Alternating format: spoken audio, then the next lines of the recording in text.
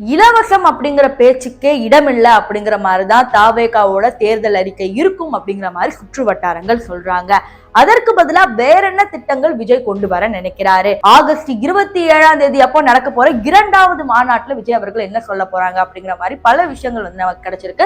அதுதான் இந்த வீடியோல பேச போறோம். சோ வாங்க வீடியோக்குள்ள போகலாம். தாவேகா விஜய் அவர்களுக்கு கூட்டணி இன்னும் சரியா அமையல அப்படிங்கிறது உண்மைதான். ஆனா அவங்க கொள்கையோட அவங்களோட தேர்தல் அறிக்கையோட யார் ஒப்பிட்டு போறாங்களோ அவங்களுக்கு மட்டும்தான் வந்து இடம் அப்படிங்கிற மாதிரி சொன்னாங்க. பட் அதனாலே என்னமோ எந்த கட்சியும் வந்து வரமாட்டேங்கிறாங்க. இப்ப இதெல்லாம் ஒரு பக்கம் இருக்கும் போது இப்ப தாவேகா விஜய் அவர்கள் என்ன பேசியிருக்காருன்னா குழுவுல இந்த மாதிரி இலவசம் அப்படிங்கிற ஒரு வேர்டே எடுத்துருங்க. இந்த ஃப்ரீயா டிவி கொடுக்கறது, ஃப்ரீயா 1000 ரூபாய் கொடுக்கறது, ஃப்ரீ பஸ், இதெல்லாம் எதுவுமே இருக்கக்கூடாது. அதற்கு பதிலா வளர்ச்சி திட்டங்கள் என்னென்ன கொடுக்கலாம், ஏழ்மையான மக்களுக்கு எப்படிலாம் படிப்பு கொடுக்கலாம், படிப்பு கொடுத்தா உங்களுக்கு எப்படி வேலை வாய்ப்புகளை உருவாக்கலாம், இந்த இலவசம் அப்படிங்கறதே கட் பண்ணிடலாம், ஏழை மக்கள் கொடுக்குற அந்த காசு அந்த வரி பணத்தை செலுத்தி அதுல இருந்து எப்படி வேலை வாய்ப்புகளை உருவாக்கலாம் அப்படிங்கிற மாதிரி பல திட்டங்களை வந்து உருவாக்கி இருக்காங்க.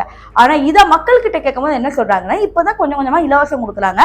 எந்த கட்சி வந்தாலும் யாராவது ஒருத்தவங்க இலவசமா பண்ணுவாங்க. இப்ப எடப்பாடி வந்தீங்கன்னா எல்லாருக்கும் பாஸ் போட்டு விட்டது.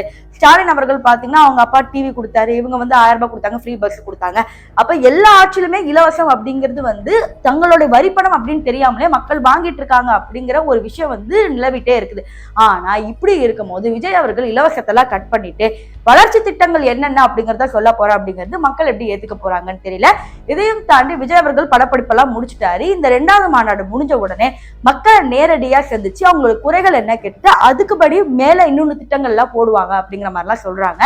சோ அந்த மாநாட்டுல அப்பதான் வந்து சொல்லுவாங்க. இன்னும் முக்கியமான விஷயம் இன்னொன்னு சொல்லணும்னா இன்னும் இந்த ஆணவ கொலைக்கு விஜய் அவர்கள் குரலே கொடுக்கல அப்படிங்கறத வந்து பகிரங்க உண்மை. இது யாராலுமே மறுக்க முடியாது. பட் இன்னும் ஒரு சில பேர் சுத்து வட்டாரங்கள்ல என்ன சொல்றாங்க, இந்த மாதிரி விஜய் அவர்கள் மாநாடு நடக்கும் போது அவங்க அம்மா அப்பாவை கூட்டிட்டு வந்துட்டு ஒரு விளம்பரம் மாதிரி பண்ணுவாரு அப்படிங்கிற மாதிரி சொல்றாங்க. கட்சினாலே விளம்பரம் பண்ணாதான் வந்து பெருசா வர முடியும் அப்படிங்கிறது நமக்கு எல்லாருக்கும் தெரியும். ஆனா விஜய் அவர்கள் இந்த ஆணவ கொலைக்கு குரல் கொடுக்காதது ஏதோ ஒரு தப்பான விஷயமா இருக்கே அப்படிங்கிற மாதிரியே கருதப்படுது. ஏன்னா இந்த பக்கம் வைஷ்ணவி ஒரு வீடியோ போட்டிருக்காங்க, அதை போய் பார்த்துட்டு வாங்க. பிறப்புக்கும் எல்லா உயிருக்கும் அப்படின்னு சொல்லக்கூடிய தாவேகா தலைவர் திரு விஜய் அவர்கள் நெல்லையில நடந்த ஆணவ படுகொலைக்கு எதிராக இது வரைக்கும் ஒரு துண்டு அறிக்கையும் வெளியிட கிடையாது, ஒரு ஆர்ப்பாட்டம் நடத்த கிடையாது. தனக்கு தன்னோட கட்சி மாநாடு மட்டும்தான் முக்கியம் அப்படிங்கிற நோக்கத்தோட அரசியல் பயணம் பண்ணிட்டு இருக்காரு.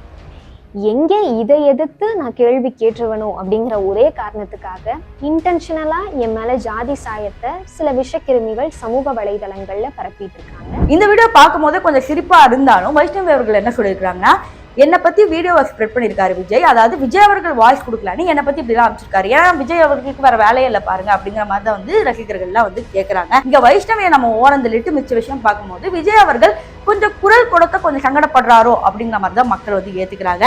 இதை பத்தி நீங்க என்ன நினைக்கிறீங்க? விஜய் அவர்கள் குரல் கொடுக்காதது சரிதான், அவர் அதுக்கப்புறம் வேற ஏதாவது பிளான் வச்சிருப்பாரு, அதனாலதான் குரல் கொடுக்கல அப்படிங்கிற மாதிரி நினைக்கிறீங்களா, இல்ல முதலே குரல் கொடுத்துருக்கணும் அட்லீஸ்ட் அப்படின்னு சொல்றீங்களா அப்படிங்கிற எல்லா விஷயத்தையும் கமெண்ட் செக்ஷன்ல சொல்லுங்க.